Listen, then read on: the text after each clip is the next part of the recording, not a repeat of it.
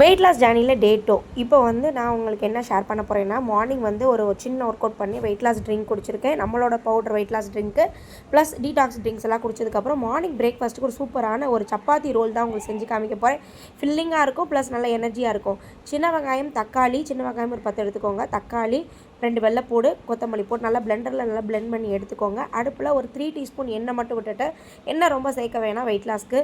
இந்த மசாலாவை போட்டு நல்லா எண்ணெயிலே நல்லா வதக்கிடுங்க. கறி பிடிக்காத அளவுக்கு நல்லா வதக்கிட்டு, பன்னீர் வீட்டிலே ஹோம்மேடாக நாங்கள் எடுப்போம். ஏன்னா மாடு இருக்கிறதுனால ஹோம்மேடாக பன்னீர் எடுத்து அதோட போட்டு நல்லா மிக்ஸ் பண்ணிடுங்க.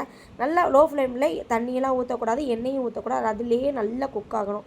அதுக்கப்புறம் சிக்கன் 65 மசாலா கொஞ்சம் தேவைன்னா போடுங்க, இல்லைனா மிளகுத்தூள், உப்பு இது 2 மட்டும் போட்டு நல்லா வதக்கிட்டு, இது நல்லா குக் ஆகிற டைம் பார்த்தீங்கன்னா 20 நிமிஷம் லோ ஃப்ளேமில் எண்ணெயிலே குக் ஆகணும். அதுக்கப்புறம் நாட்டுக்கோழி முட்டை 3 போட்டிருக்கேன்.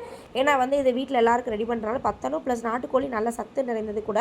இதை நல்லா சேர்த்துட்டு ரெடி ஆகிடுச்சு. இதை இப்போ சப்பாத்தி நம்ம போட்டு எடுத்துகிட்டு அதில் அந்த ஃபில்லிங்கை வச்சு இதில் தக்காளி சாஸ் நீங்கள் மைனஸ் எல்லாம் ஊற்றி சாப்பிட்லாம். நான் அதெல்லாம் ஊற்றாமல் சாப்பிட்ருக்கேன். சூப்பரான ரெசிபி ரெடி ஆகிடுச்சு.